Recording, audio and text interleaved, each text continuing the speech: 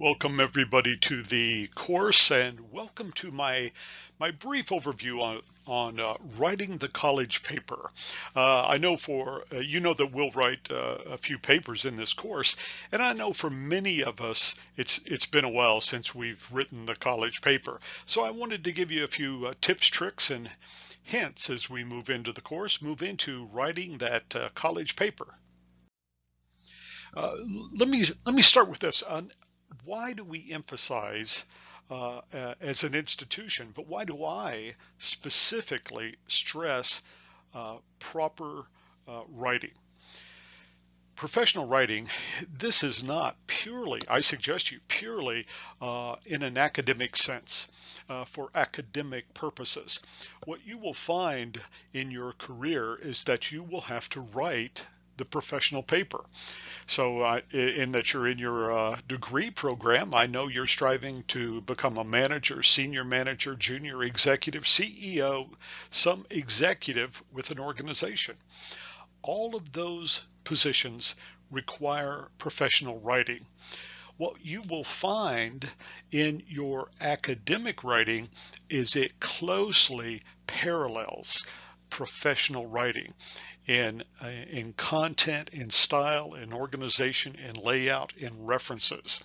So I will stress in the course proper writing, and I do this in all of my courses.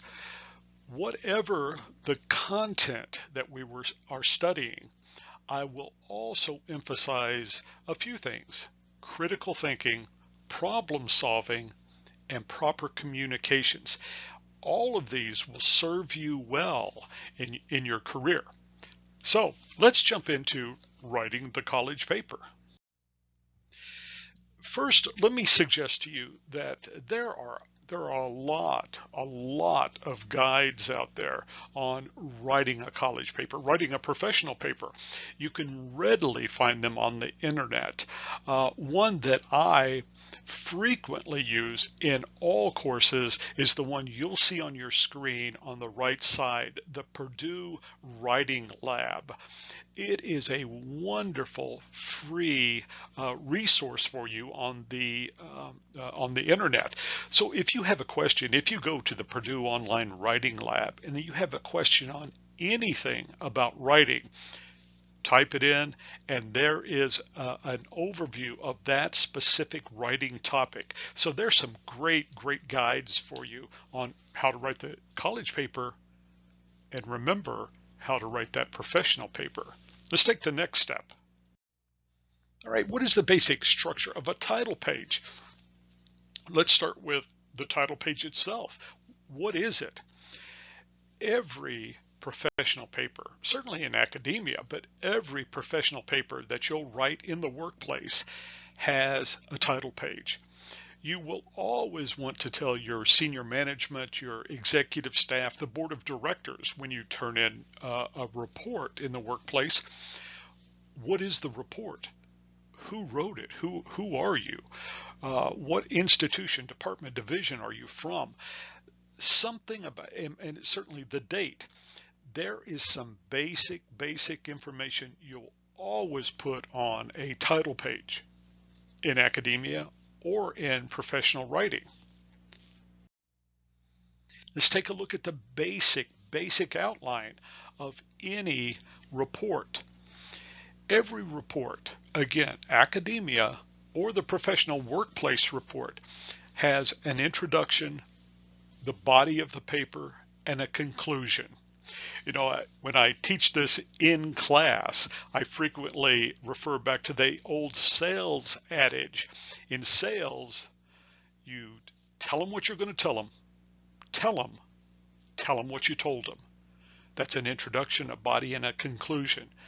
In the college paper or your professional paper, you will always lead in with an introduction.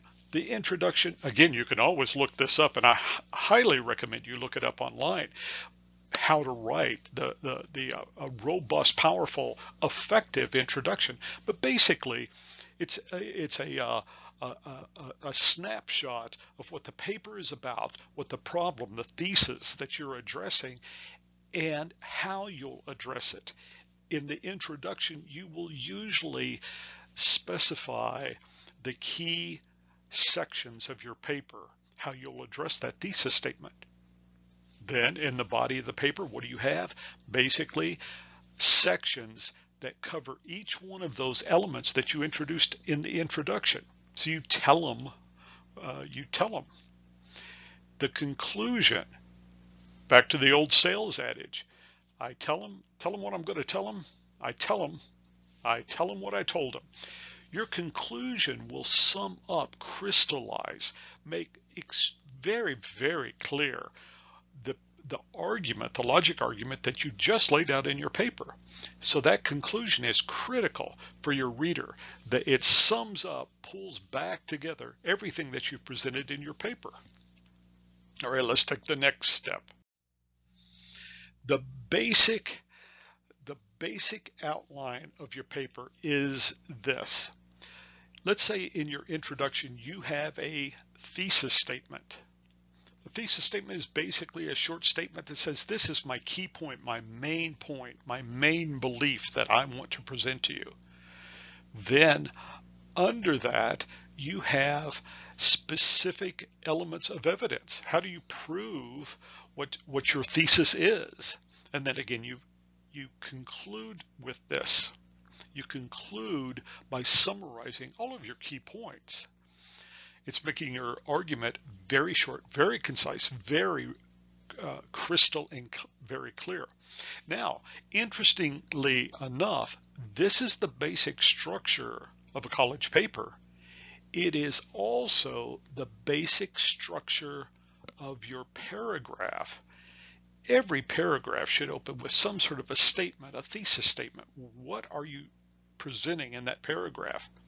Then your paragraph literally builds out, supports what that key statement is. And then how do you get out of the paragraph and introduce the next one? Your concluding remarks. So the paper and the paragraph have a very, very similar structure to them. All right, let's take a look at a very basic logic argument. And you'll probably want to look this up too. In your academic paper, we are moving from opinion-based arguments to evidence-based arguments. So in a logic argument, what we commonly hear in real life, in conversations, opinion. Well, because I think so, because I've always thought that. That's pure opinion and has no support.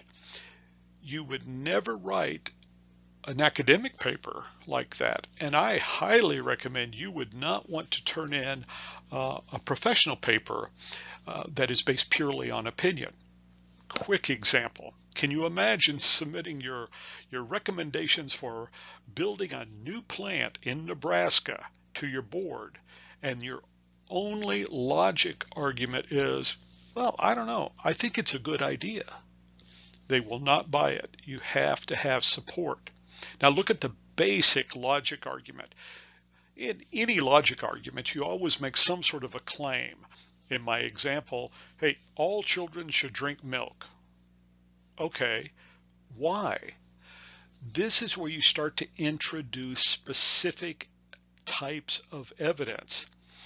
As an example, that foundational grounds. Well, my grandmother has always said this. Well, so what? What does your grandmother know? Think about this. If you say, well, it is actually a big deal because my grandmother always referenced the AMA's report in 1964 about why it's so important. All right, that's how you make a logic argument. So imagine if you said, well, I think we should build that plant in Nebraska. Well, what would be the natural question that comes up? Well, why? Why would we build it in Nebraska? Then you can start to deliver your evidence that supports your claim you should build a plant in Nebraska.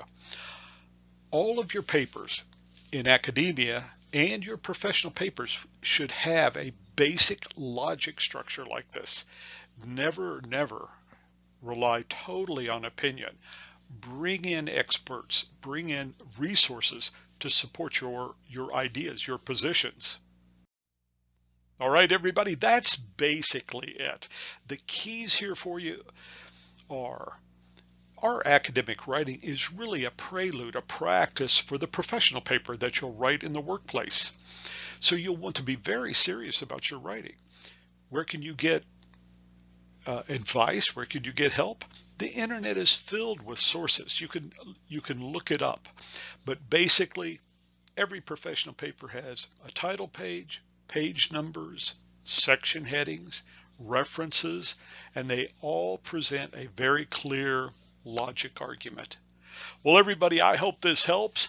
I look forward to reading your papers, and if I don't talk to you before, I'll see you online.